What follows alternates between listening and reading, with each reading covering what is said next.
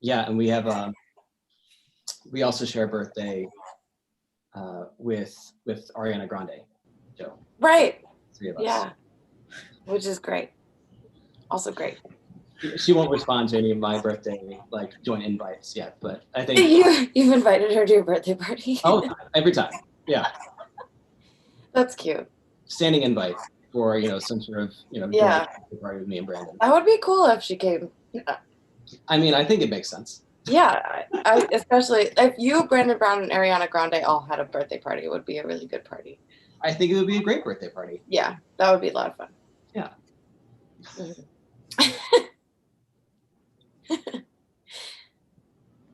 I'm just asking because I'm like seeing a Cancer right now, and then I was like, oh, like my brother Ted is also a Cancer.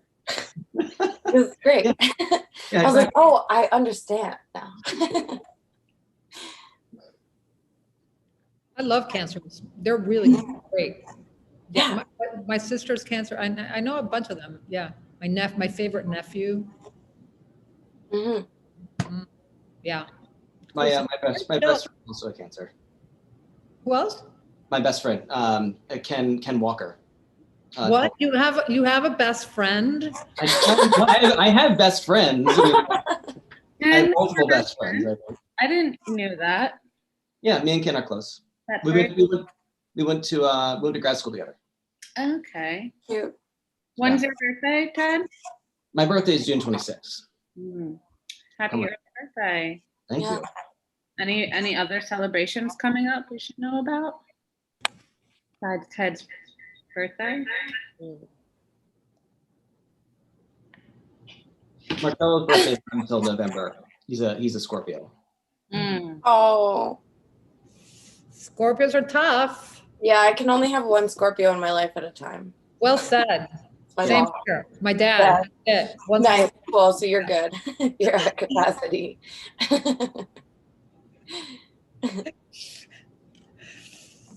They really do have a terrible reputation, don't they? They do. I feel kind of bad sometimes, but then I'm also like, I just don't know what to do. So, I don't know. I'm an Aquarius. I feel like it's confusing. Yeah. And Scorpio is like a really intense water sign. Like intense water sign is like best and worst. That's very intense. Are you also Scorpio? I'm sorry. No, I'm okay. I was like, oh no, like I don't know if anyone else is a Scorpio, and I'm just going on. No, I do like Scorpios though, but they are tricky. No, what do you like about them? Hmm? What do you like about Scorpios? Well, I always feel like the phrase that sticks with me for Scorpios is the best and worst of humanity. I feel like it's kind of true. Like their good qualities are hyperinflated, and then like their like bad qualities are hyperinflated, and it's easy to get stuck on the bad ones, but actually they're like kind of really real and like really salt of the earth in their own way. But you just have to be able to deal with the stinger, right? As they say. Yeah. Are we recording all of this, by the way? But so Ted, you're a Cancer, and so now it's so interesting though, because what I love, one of the things I love about astrology, which I do definitely adhere to, but also like whatever, with a grain of salt, is when somebody tells you what they are, then they go into a lump with the other people who are that. Right? So then I'm like, oh, how is Ted like Claudia and Nicole, who are also Cancers? And then I start to invent this whole relationship between the three of your personalities. I mean, I think that's kind of how astrology works, right? Yeah. So fun. Yeah. Yeah. Actually, oddly enough, Xesxa, when I was the editor of the Poetry Project newsletter, Xesxa did the astrology section for like the back page, and I can't remember what your pen name was then. It was Anna Besnios, because there's this HD poem where she talks about like the god of the wind or something, and it was Anna Besnios, and I was like, all right, cool. But then at the last minute I was like, wait, Ted, can I change it to my name? Like, and you were like, no. And I was like, all right, cool. Right. Well, because everybody had a pen name. Everybody was like writing a pseudonym. it was like, yeah, you, and I can say who it was at this point. It was you and Brandon Brown and Dottie Lasky. It was Cute. the three of you who were doing it. Dottie knows a lot about astrology, right? Like a lot. I mean, she was amazing. She like, yeah. you know, was so tapped in. It was incredible. Yeah. Um, Very cool. yeah. Oh my God, Ted, I miss you so much. I'm so glad you could do this. I know. I'm so glad. Really I was feeling very nervous about this. And I was like, Ted, like, I don't write anymore. Like, I don't know. Because I don't know. I do. It's a lie. But I was like, oh, no, I can't do it. And Ted was just like, yeah, you just said something that came out like a couple months ago. And you're like, I don't write anymore. And I was like, I know you do. But like, also, yeah. But I know the feeling too. Like, I really know. I haven't produced much in terms of writing in the last year or so. Yeah. But I am going to read some new, hopefully some new things tonight. Yeah, I'm excited about your book. I got it from Bell Project. So. Oh, awesome! Thank you. Bellfriend. Bellfriend. Yeah. Mm-hmm. Yeah. Thank you for doing that. Yeah, I'm stoked.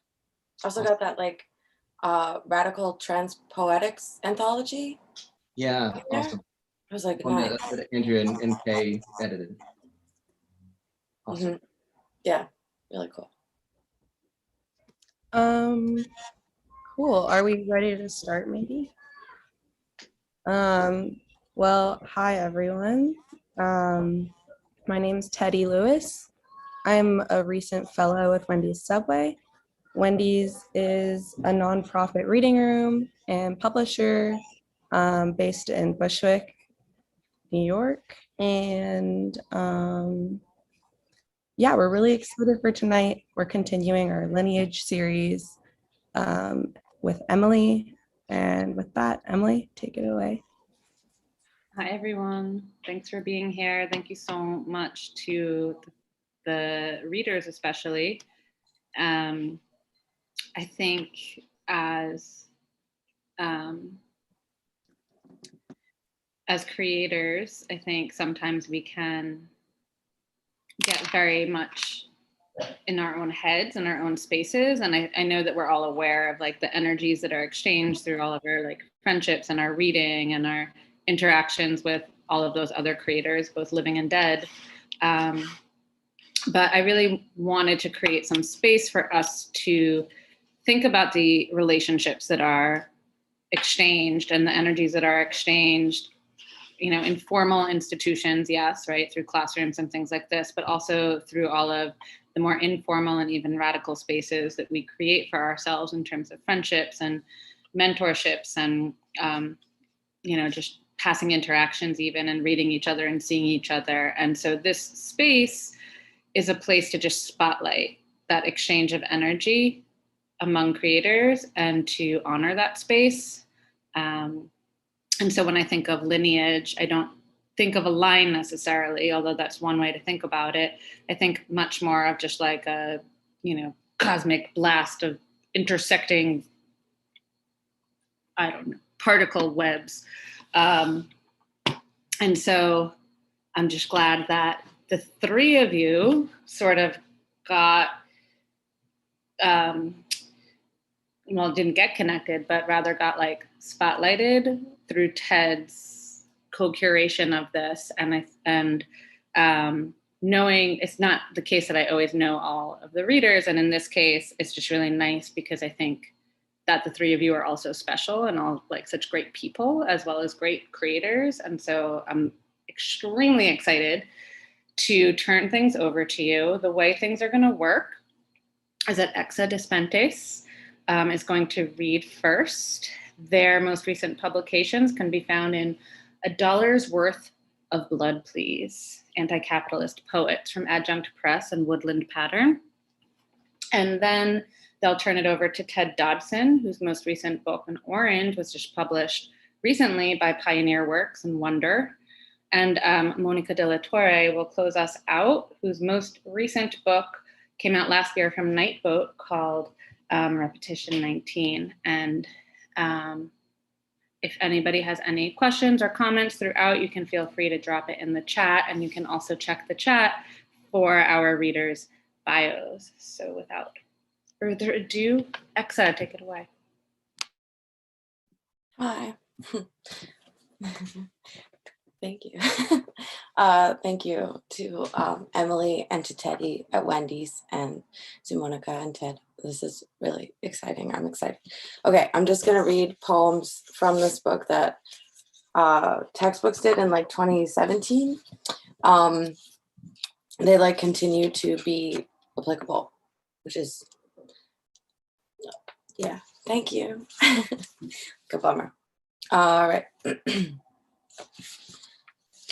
Last year truly sucked.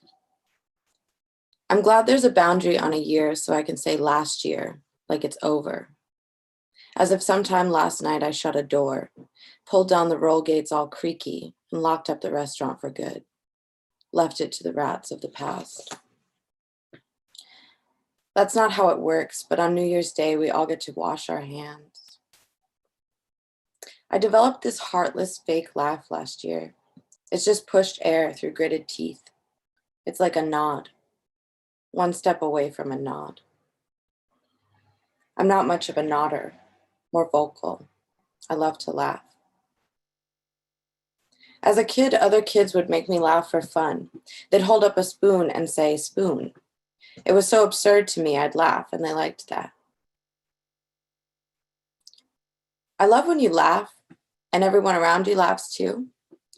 Or when you smile and another person smiles, like dogs snarling at each other. Here are my teeth, here are mine. Okay, I see you. It's hard to laugh. Everything offends me, I hate it. The concrete, the train never coming, people's fucking coats, every shop and all the coins in my pocket. I'm living in a world I want to destroy completely, but sometimes I peel back the face of it to see you and all this, you know, usness. A big crowd of people still here after last year. And it's like finding a toad under a rock. And I just laugh.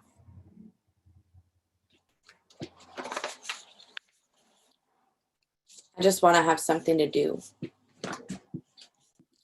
We lit 2 skinny candles in the park and I covered up an old rose head before telling you, I don't really know what I'm doing. I just want to have something to do. Screaming in my sleep at apocalypse dreams, clutching for the rosary. Too many mornings I wake up on fire with news of new fires all around me. It's catching. I can't get angry enough, burning it all up in a frenzy, tear-raw cheekbone remainder and these walls. Don't agonize, organize. I say it out loud like Florence Kennedy sees right through me to that column of flame. Don't agonize, organize. But these days, I don't know what to do but cry all over and fuck. After Orlando, I just wanted to fuck and fuck and fuck until I'd fucked myself and everyone else into another galaxy. What did you ask once that I responded to with, no, but I'm a portal, and meant my pussy? I hope my galaxy is a fierce piece.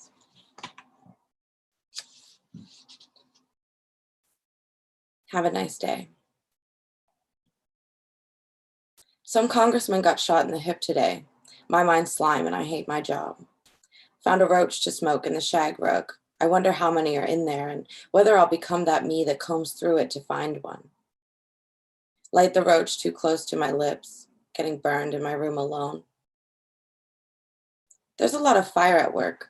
I'm always singing, I love playing with fire. And I don't think I'll ever learn. I feel like I'm in cartoon hell. All my coworkers, little frenzied demons rushing around the kitchen, stirring big pots of boiling chickens. If not hell, it's hell medieval, ripping chickens apart and chopping them up, tossing their carcasses into a vat to be boiled into broth that I'll ladle into tiny bowls and scald my wrists with. There's a lot of fire you can't shy away from and still get the job done. Mostly at work, I'm dead. It feels like an afterlife. I surrender to it like socio-political suicide. See myself in the mirror on break as a burned out wraith, reapplying red lips to fool the living. Surrounded on 3 sides by a gold billowing curtain and dirty white walls. Money is the root of all evil. Here I am, paying for my sins. Some shifts I work in the food cart and hate it. Maddie can tell and says, your sentence is almost up in my last hour. It feels like that, a sentence, then full stop, blank space. We called that last hour power hour at a job I didn't hate as much, and all took shots of sake at 3 o'clock, called that 3 o'clock sock. I hate it all. Making money from someone making money off of me, sick sex scheme, labor, and not at all hot, though I try. I wear my leather collar, 3-ringed, that Annika gave me for my 24th. It's a men's collar, she said kind of sheepishly. What's gender? And what's mine? I want to be an it anyway. Don't worry about it. I love you. I'm a man. The collar is good for work. I tilt my chin back when no one's looking and get a little lightheaded. Plus, I use it to say, imagine my snapping jaws. I hate this. I have to be restrained. If I could accurately represent myself, wrists chained to the register, hourly wage displayed digitally in red on a black tee, fluctuating with the amount of tips in the jar, like stocks or a nuclear fallout reading, muzzled with red leather lips stretched into some cheesy chain link grin, useless degree, gilded and glowing, rolled up above my head like newspaper someone might hit a dog with. It would feel more like making a living. Have a nice day.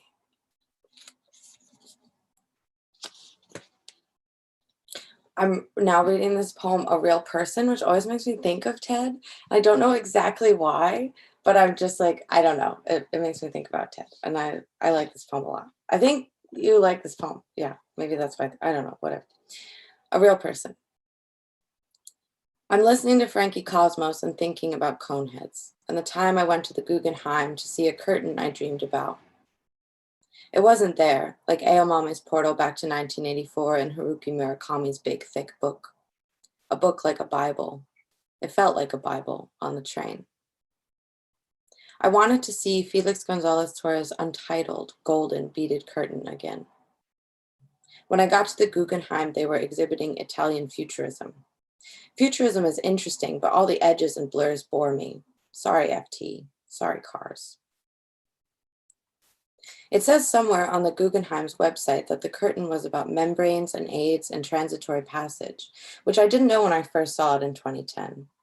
I was young then. I'm young now, but the curtain is not in New York anymore, neither am I. In the dream, I was just there, staring up at the curtain, which hung all the way from the cathedral ceiling of the room at the top of the spiral of the Guggenheim to the gallery pale wood floors. It was like a big gold beaded wall. It looked solid, but I walked through it. I walked through it a lot of times, laughing, feeling the strands of it in my fingers like hair, feeling a love like Eileen Miles wrote about in Inferno, like the sun coming up. Maybe that was sex, but love and sex and art was how I was feeling. When the sun hit some of the beads, they looked like pinpricked white holes, rifts in time like stars are. I laughed. I would have laughed again. The best art makes me cry or laugh or just be quiet. Art that makes me think thoughts that are kind of out there, seemingly untethered. I talked to a plant in a wheelbarrow that had walked with Wilfredo Prieto instead of seeing the curtain that wasn't there at the Guggenheim. And I stood in front of a painting of The Soul of a Mountain by Federico Herrero thinking mountains are lucky because their souls are not actually separate from the earth's soul. Then I remembered all souls are not separate and I felt very happy. Then I'm gonna read this poem, thank you, Ted, from this Dollar's Worth of Blood, please, that was mentioned. And I feel like, I don't know, Stacy Samasic like DM'd me earlier, was like, I am like on a pause from events, but I hope you have a really good event. And I was like, I feel like Stacy and Ted are just like my pillars, you know? It's like, I feel like otherwise my whole like poetry, I would just like crawl and stay under a rock for like years. And then like, I don't know. So thank you both. And thank you to Stacy, who is not here. Okay. Forget what you think happiness is. It's not even called happiness anymore. It's called subjective well-being. Subjective well-being is a choice and a skill. Under capitalism, the brain can be trained to be happy. In California, they're practicing medical virtual reality. I wish the Center for Healthy Minds were a Marxist organization. Instead, grade schools around the world are pledging to cover emo diversity as part of the International Positive Education Network's well-being curriculum. And neuroscientists, economists, psychologists, biologists, etc., are stimulating our brain circuits on and off with optogenetics to prolong the positive emotional responses we may receive from functional magnetic resonance imaging. The Institute for Creative Technologies has written an app for navigating the inner world. A virtual human being begins the conversation. Think you know what happiness is? It's this. Happy people have greater earnings potential. Happy people are 12% more productive, despite only earning 3% more than the unhappy, and they're too satisfied with the way their lives are going to mind the discrepancy. Happy people live longer and are more successful. Doesn't that make you want to punch one of them right in the face? Unpleasant emotions help avoid threats and harm, but the risk of death is still 14% higher for unhappy people. Forget what you think happiness is. Making out, cooperative gardens, throwing stones at cops. It's not all that. It's not even a raise. It's being 93 years old and making Employee of the Month. And this is really cool. And I have some, if people want, I can send them. And that it was really sick. There's like some like stuff that Nat Otting did, which is cool because it's like their handwriting, which is exciting. Yeah, so thank you for inviting me. Now I get to say things about TED, which is extremely exciting. Thank you. Oh, it's funny not to hear applause and to see instead. It's great. But yeah, I met Ted when I started interning for Future Poem, and we met at some weird cafe in Chelsea next to like a shoe store, and I forget what it's called. It was very weird.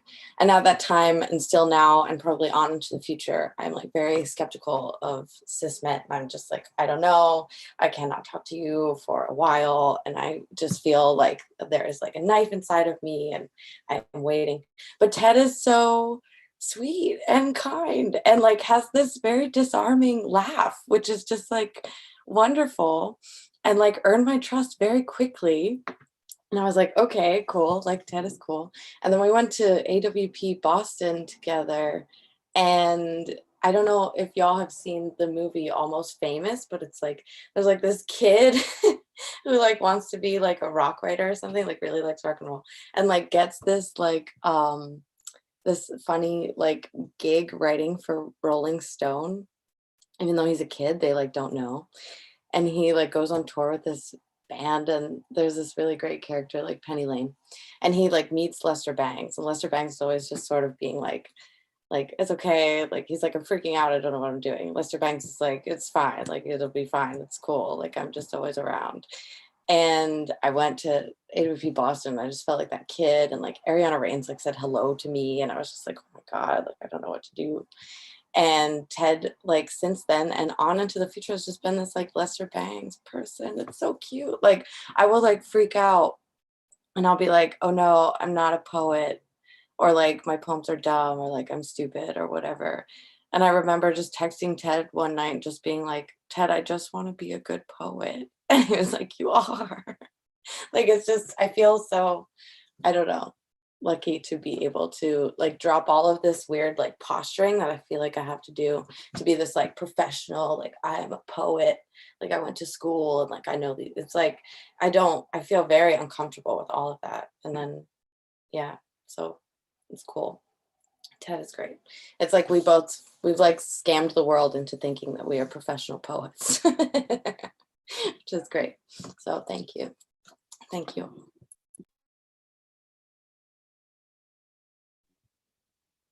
Xesxa, thank you so much. That is wonderful.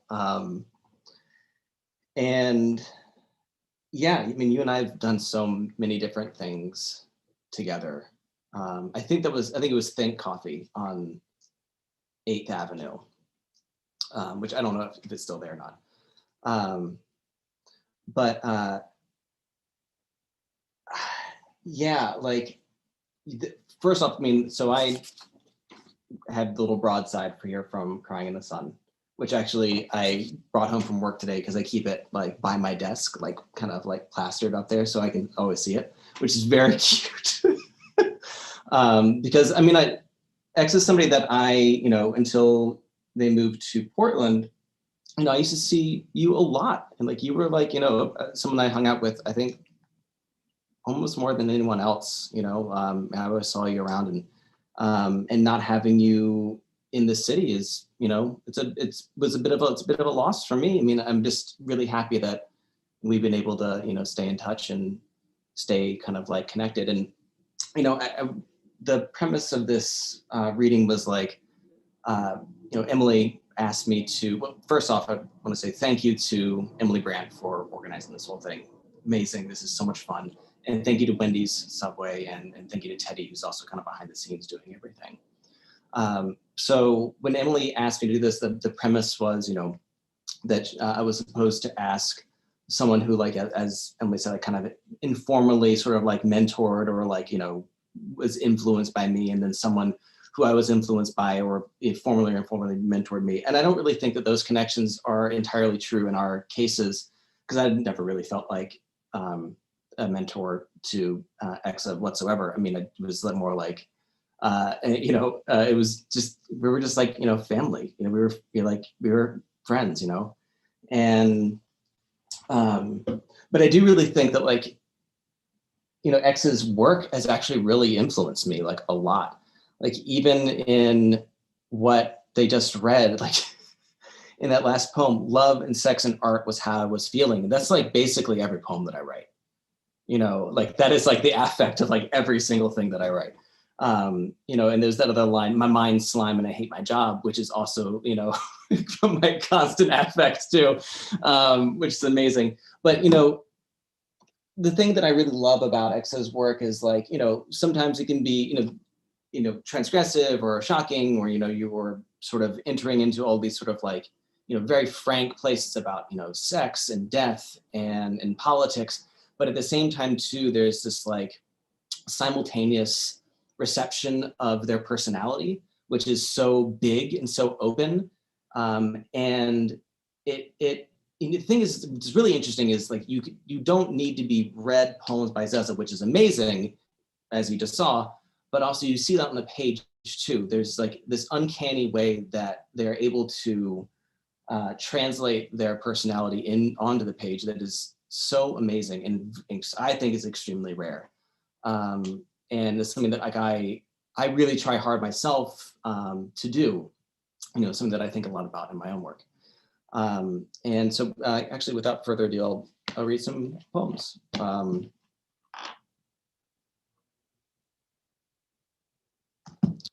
So I'm going to read some new poems. I'm going to read some stuff from my new book, which is called An Orange, which just came out last month from Wonder and Pioneer Works. I'm going to start with this new poem. I haven't really written much at all in the last year, but this is something that I wrote pretty recently. Adidas. I turn, and my asshole turns with me. Away is more conceptual than being here with you. I want a surprise party, and I want equally to be left alone to read and finger myself. The mouth goes dry, the faucet listens. The temperature is regulated, taking a pinch from the vastness of air for ourselves and crumbling it through a square of mesh as wide as can be afforded. I imagine I sew, and so tailor myself loosely in silk, indistinguishable from the suspense light arrests each moment of the day. How it displays every captured frame of vision. The plural of e-girl is a theory, and toward is flopping its shadow on a way. The deflating romances of Michelle Bernstein, All the King's Horses and The Night, are compartmentalized as resolute pastiches, the unsound disguised as sound, and rung to drip a few coins into the revolutionary coffers. When the dewy roses bloom in the botanic garden and quiet their season with their cologne, they write this poem for me, and I enjoy the morning on this bench. I have to be in the city today, and my head will turn up the sides of Houston Street. Rimbaud's asshole, Decille Gris de Cristal, over the music of Paris's bridges. Adidas, all day I dream.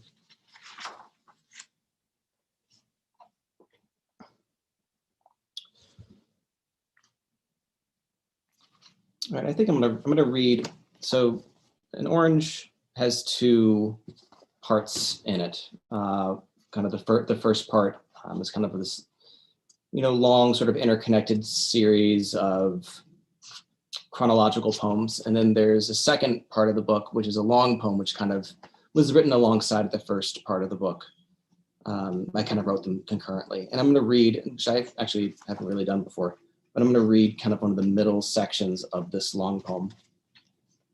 And the long poem is called The Language the Sky Speaks.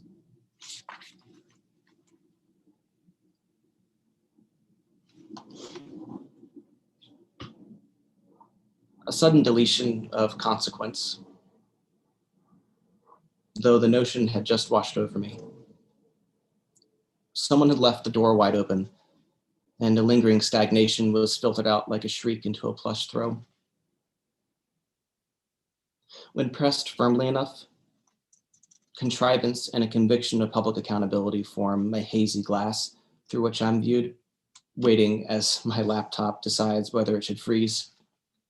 The staggering icon rotating in spurts, then resolving to continue its functions. Nothing is iced over today, despite the now winter sky tumbling near overhead. Ideals nevertheless bridge a sense of requirement into cozy confidence, belittled and thereby just okay. It's a point where intentions are so rounded with emotion, moved afield. What is said to be done is a placebo, absent true interaction, as any aftermath diffuses and divides quickly, even under the most mild of afternoons.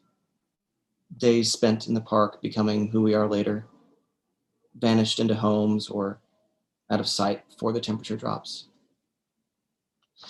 At Georgetown Hospital, there's a series of Sam Gilliam paintings in the foyer. Sam, whose work over the decades has been most notable for the undulations and casual ripples of his de-stretched canvases, they're Dopplers of saturation that turn away and dip back along the insouciant shapes of their medium in what could be pools if they weren't always in flux. Was commissioned to install a permanent body of paintings to greet and occupy visitors and patients alike in the clinical environment. These specific pieces, though, do not share the radical performative action of his more well-known work. Whenever I think of it, his 1975 installation at the Philadelphia Museum of Art, Seahorses, coasts to the front of my mind. The piece covering nearly an entire exterior wall of the museum. And because it was the apotheosis of Sam's work to that point, which were these giant draped canvases radiating full and bright, it feels so emotional and interpretive. I can't help seeing them as a critique of deflated social revolutionary come proto-neoliberal projects of white folks in the 60s, as if an utter emptiness was the only promise evident in these slack, immense tie-dyes. But I know that wasn't necessarily Sam's intent, and it's a failure of my own imagination. The actual story of the canvases involving so much more complexity and balance, a hurricane, Neptune, and the city of Philadelphia, a discrete fascination with landscape painting, even especially those formerly in the collection at the Corcoran. Sam watching the canvases made from authentic sails billow in the exaggerating storm on the night of their installation, penumbras cast out into the twilight, then slapping back against the museum's marble, and are instead framed squares of perfectly hand-torn paper inundated with single colors: brown, red, purple, pink, blue, violet, green, orange, black, silver, and yellow. Each one so thoroughly and uniquely suffused, as though the inks from his other work had been siphoned and drained into these distinct and embodied variations that monotypes span 2 walls of a large room. I would walk along just to arc around, continuously reviewing the squares until it was time to leave. I even posted a video to my Instagram story, striding around the room and attempting to capture the pieces within the span of whatever max for video length, a duration likely decided through a mean of server space and the time of an average person's rapid visual attention. My fascination with them was part incidental. Institutional settings and idea require a sterile, intelligible design that's easy to maintain, or else can degrade and still retain its message that this is a room ready to accommodate succor as easy as misery. No matter how faded the linoleum, and the painting's sheer presence is at once opposed to this dichotomy and ratifying, insofar as they are resistant to emotional projection and obliging to being stared at, without provoking much critical scrutiny from the everyday observer. And part genuine enthusiasm. When Paul Reed died, one of his obituaries said that he was the last of the Washington Color School. And granted, yes, while he was the last of the 6 men involved in the originary show, the now defunct Washington Gallery of Modern Art, I'd always thought the Color School is more expansive, including Sam and other Colorfield affiliates in the DC area. This frothy mix of ignorance and good intentions led me to email the obit's author and suggest that he was whitewashing the Color School's history, implying by omission that the most prominent Black artist associated with the Color School was not, in fact, part of it. His reply was swift and sharply defensive. He had interviewed Sam not long before, and Sam himself said he didn't associate with the Color School, even if textbooks and art historians lump him in with this regional coterie. I retreated and apologized, dissolved myself in a culpability that the insinuation was never meant to be so candid, and I was inquiring offhand. I wouldn't say it was personally humiliating, because the conversation was contained to my professional inbox, but the privacy of it felt in a way elevated. Not that my mistranslation of the circumstances was heightened or escalated in terms of an emotional response, but the conversation suggested a weak abstraction, a sudden opening between understandings that becomes insolvent under the strain of moderate competing forces. The nature of it folded me into myself as though I had stepped into my own breach where I once was. Abstraction has a dual effect of unintended and intended consequence, wherein a vacuum is left or created. Context rushes to flood the space and provide it as meaning, and collapses into biography and politics. Le Corbusier designed Maison Domino as a framework for later adornment and modification, though the bare construction is considered an abstract, as much prefigure as it is figurative. Contained within the royal of a medium's framing, this monstrous fiction of possibility without limits.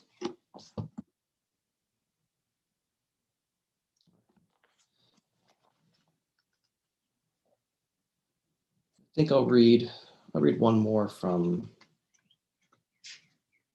an orange.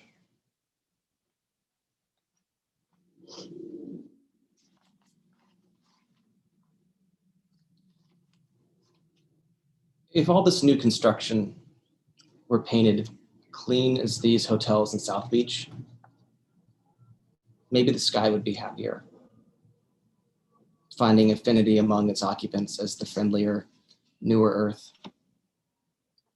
Do you remember that Ernie Gare film where via camera trick and glass elevator, slender buildings impart a weightless idea of themselves into the air above San Francisco's financial district, swelling like a chest does with a breath and tilting through the frame at a slow, illusory curve, a parallax rising in the immediate foreground.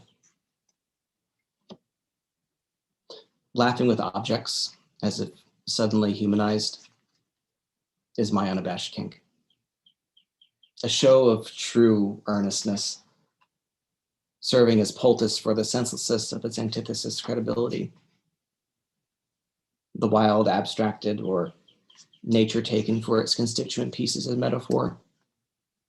Bits of the world overheard in the silent tongue spoken by waning gardens, whose caretakers turn and replant at their discretion, rarely hearing nascent sprouts bleeding back to them. The neighboring hotel is hosting an all-day after-party, and so is ours. Their 180 BPM drum and bass runs a jagged angle into our slower 4/4 pop, perfect for those of us coasting on watermelon-flavored edible. No matter the number of times we move lounge chairs, the clashing versions of indulgence were inescapable. Marie and I dive into the pool and, submerged, buffer the music temporarily. When she surfaces, her face wet, a small brown leaf sticks to her lip. Later, we take turns doing this. Is it possible for unrelated intimacies to circulate in a way that they shuck their proprietary origins and become common, developing into a unique composition that's all their own, so long as they're received with unfettered concentration? Vacation is a mindset for the fatally employed, all that can be felt out through a point of view that craves frosé. We take a lift to the Perez Museum in the morning and catch the Beatriz Gonzalez retrospective. I don't know her work, and it's clear to me I've been missing out on something. The show is announced with 2 massive linen panels that, unstretched, reach from ceiling to floor and depict a single image. A facsimile of what looks like a Manet painting, though I could be wrong, recodified in acrylic. Gonzalez's work unfolds along these lines throughout the show, moving from recontextualizing art, cultural, and pop history through medium and color into more decisive political criticism until ending with depictions of sobbing mothers, those who had lost their children, siblings, or spouses to cartel violence. Significant, though, is alongside these portraits of grief, she paints herself. Nude self-portraits, clenched in the same throes of despair. Her skin shifted across the palette from the other's beige and distinguished in a doleful, familiar blue. All right, and I'll stop there. Thank you, everybody. I really appreciate having 2 faces on the screen. It was really helpful. And I'm so excited for the last reader tonight. Mónica de la Torre. Mónica and I have known each other for a long time. I don't really remember the first time we met each other. Probably actually through Future Poem stuff too. That's probably my guess. I remember going over to her house, the old apartment in Williamsburg, when we were sorting through something. I can't remember what it was. Something Future Poem based. I remember there's like books everywhere or something. But I remember it was just such a fun time, and it was so like, open and inviting, and I just had a great time. And later I had, the absolute pleasure of working with Mónica at BOM, and she sat right behind me. And one of the things that like I always loved about Mónica was that she really trusted me from the very beginning, and like really was so open, and really brought me into that space, and I think, office spaces are often can be very difficult, and she made it so much easier. It was, there's never really anything siloed with Mónica. It's just very easy to be her friend and easy to be influenced by her. And this kind of idea of openness that I think too, that really extends to her work, and something that that's really influenced me a lot. I often think of like poetry as being a pretty private and intimate form. But you know, it's pushed into the public and you know, it's read, right? So oftentimes there is, you know, some sort of dissonance there between the types of openness that language is allowed in each individual poem. And the thing that I really love about Monica's work is that she is so good at cataloging the varieties of openness and the tools for opening language.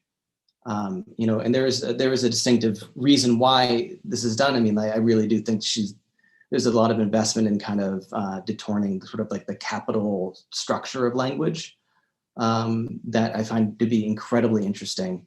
And whether this is done through you know, repetition or through a variety of tactics and techniques, or also like even like in, you know, at the end of her most recent book, Repetition 19, there's this amazing section where she's, you know, she is conducting a public poetry experiment, you know, literally bringing other people into the work, into the work of constructing and building language and sort of, you know, by sort of cataloging even just like the social sort of possibilities of poetry.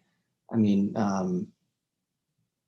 yeah, I don't know another poet's work who has less dissonance in that way, whose work I think is just so pleasurable to read and such, yeah, it's just really sincerely influenced me, you know, in everything that I really do. So thank you for that.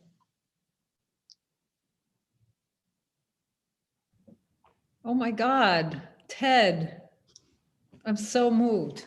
I kind of don't want to read now because how can I live up to that? So generous of you. Easily, you'd easily live up to that, believe me. So generous of you to invite me and to share what you generally think about the work, you know, like other than like I was talking to friends recently about how at a certain point it's very hard to get feedback on your work, like just real genuine feedback, like what's the work doing, right? And you get it in these, like it is mediated, professionalized ways in which you're performing poetry to an audience and you're not really having a conversation about it. And to me, that's the one thing that matters. And I'm incredibly grateful for your spirit, your presence, and your poetry. I have some words on you and also some words on the word lineage, which just looking up the word, I found that the etymology, of course, is linea, fibra, which takes us to, that's a Latin, takes us in English to flax and fiber. And when I was thinking of coming up with some words about you, Ted Dodson, I had the same feeling of like, wait, when did we meet? Where? And so I wrote something very short, and from there I'll say more. But so some friends you don't clearly remember meeting for the first time, their presence weaves itself into the fabric of your life gradually until one day, looking back, you realize how many of the threads in the fabric of your life are woven together with the fabric of your friend's life. Our weavings involve the poetry project and after or before future poem. And that's interesting because future poem was already kind of complicating temporalities. Future poem, where Ted worked and where his poems were weaving themselves into the fabric of the future, which is now. Another weaving, Poem Magazine. For many of the 9 years I worked there, Ted sat directly in front of me in an office that thankfully, in this instance, in this context, was open plan.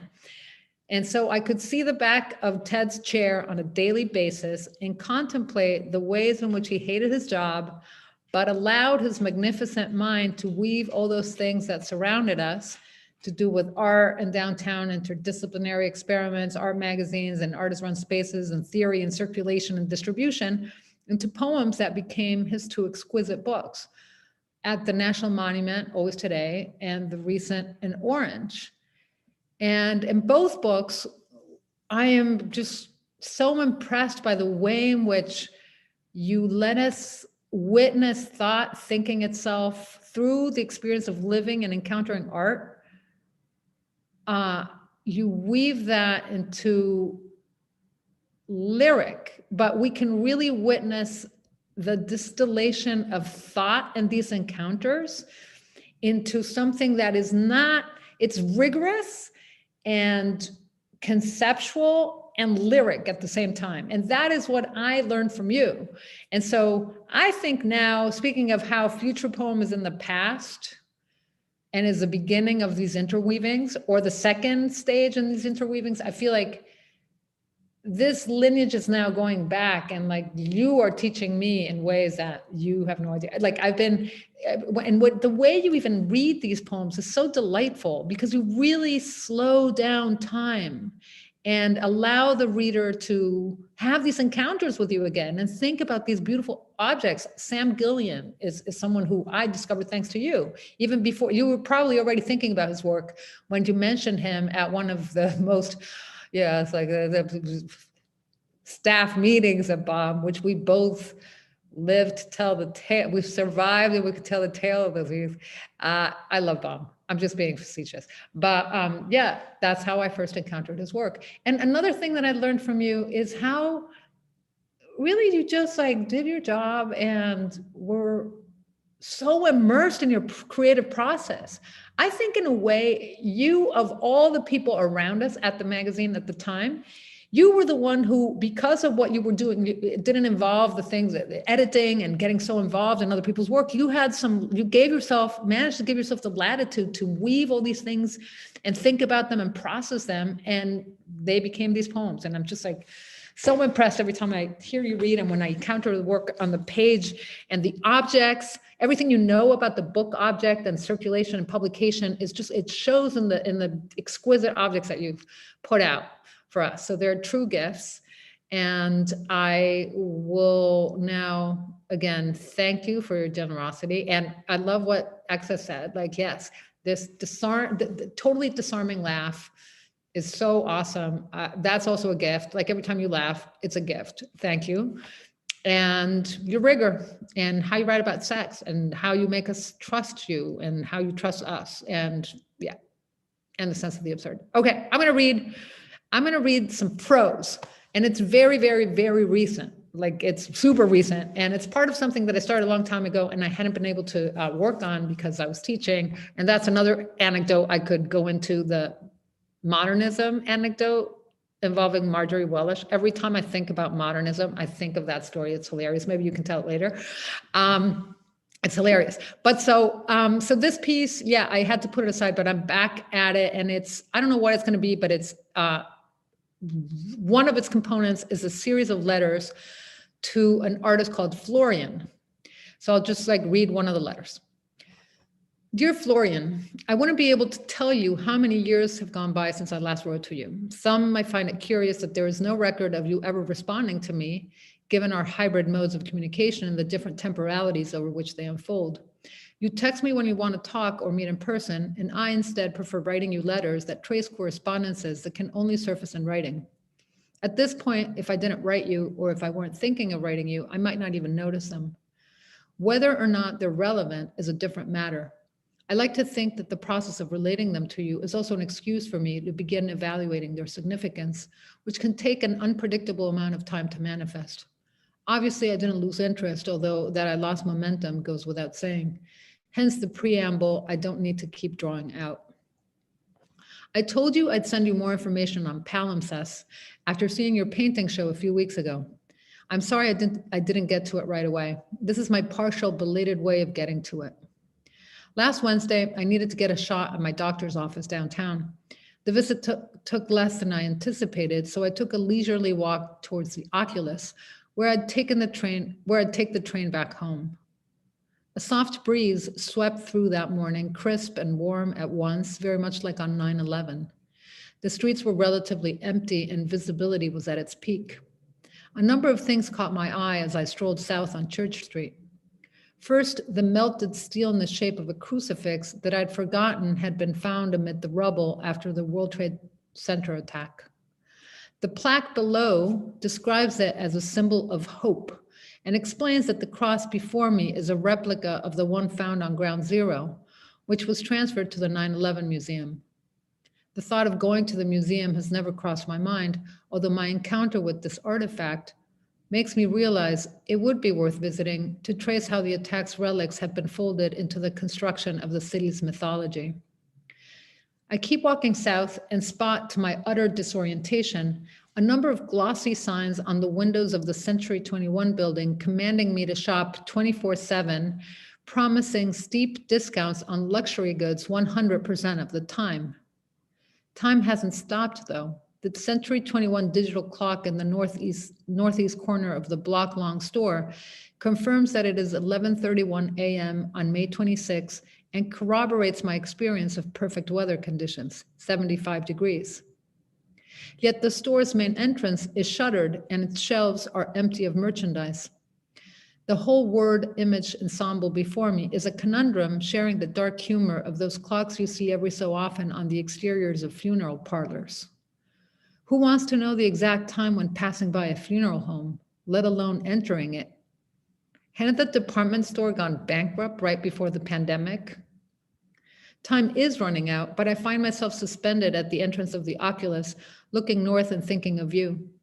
Before me lies a perfect segment of the palimpsest that is New York. Off in the distance, I can see the marker of one of the city's most recent layers, the stacked asymmetrical floors of the Herzog and de Meuron building in Tribeca, conceived by the architects as an agent against the anonymity of repetitiveness of the towers that trace the city's skyline. Right across from me is one of the city's oldest visible layers, right next to the Millennium Hilton, St. Paul's Chapel and Churchyard. Later, I look up information on it, and it almost gives me goosebumps to find out that the chapel was built in 1766 and is, in fact, the oldest building in continuous use in New York City. When the Twin Towers collapsed, the cemetery's trees shielded both the chapel and the tombstones from falling debris. I am still standing outside the soaring eye and dove-shaped oculus, letting my gaze be drawn to the sights I cannot understand how I had managed not to focus on before, given that I've passed this place too many times before to keep track. The upward swoop of the dove's wings make breathtaking patterns when intersecting with the cloudless sky above and filtering the sunlight below onto the building's facade. It's as if the light's vibrations shining on buildings and people, the gloriously various but sparse clusters of people around me, workers, a few tourists here and there, and people in transit, were awakening my eyes from a deep state of dormancy. Every detail of the Oculus's assembly might have been perfectly surveilled by Santiago Calatrava, but anything beyond the bounds of its shell exceeded his domain. Having read somewhere that the architect is a bit of a control freak, how could he not be? I can imagine his irritation at the prosaic luxury mall it houses in its hollowed sublimity. Or would he find the neighboring site even more upsetting?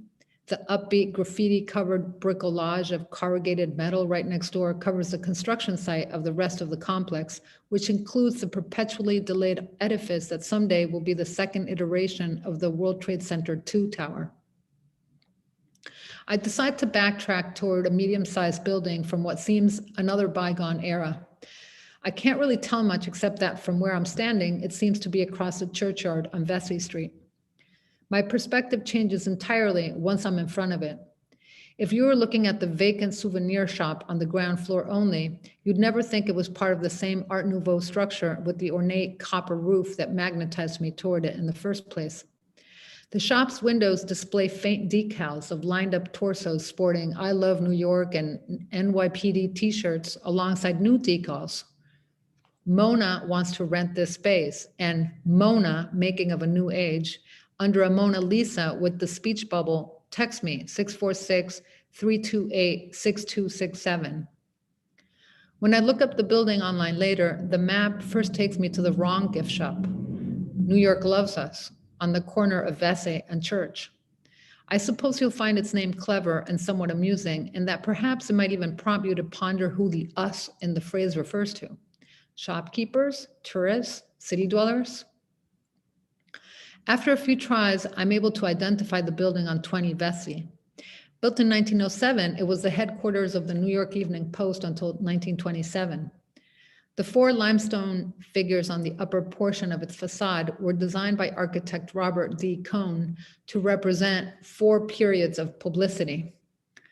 A man leaning in to listen represents the spoken word, a monk, the written word, a printer of the Gutenberg era, the printed word, and an editor in turn of the century garb, the newspaper. What does a printer of the Gutenberg era look like? There is no way I could have gathered any of this on my own. The figures are very high up, and from the street they simply look like elongated gargoyles. I left my binoculars at home. Are we in the 6th period of publicity?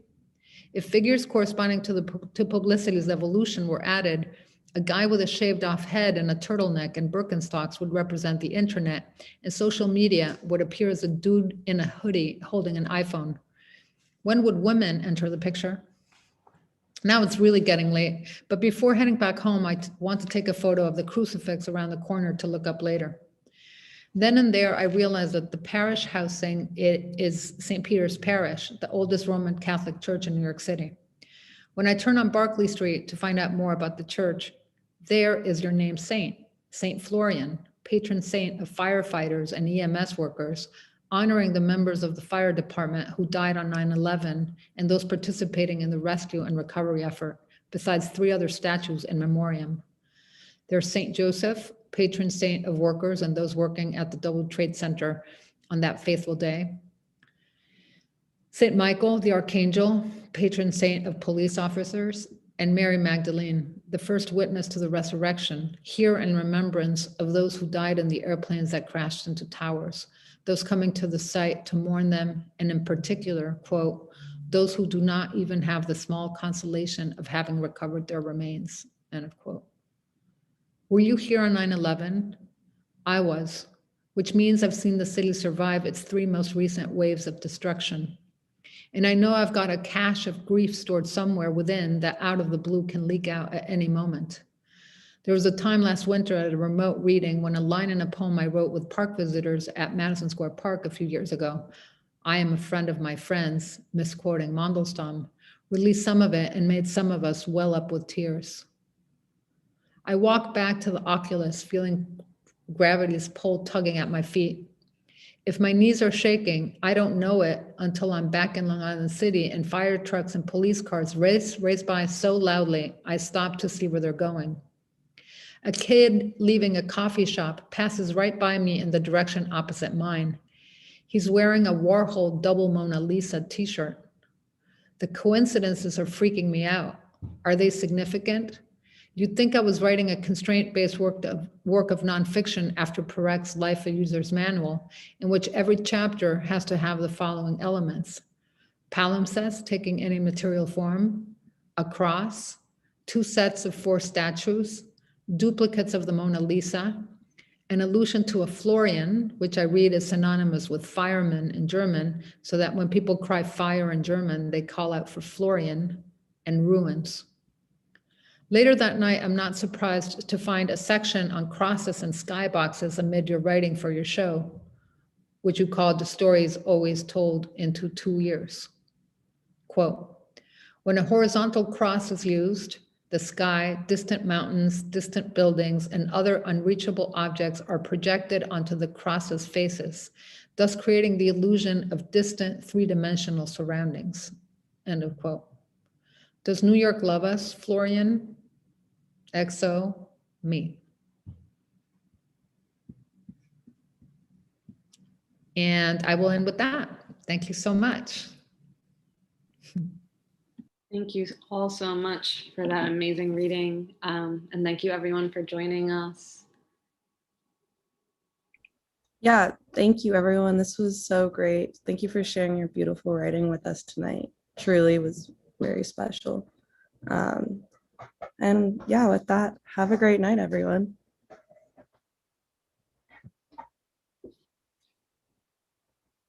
Bye.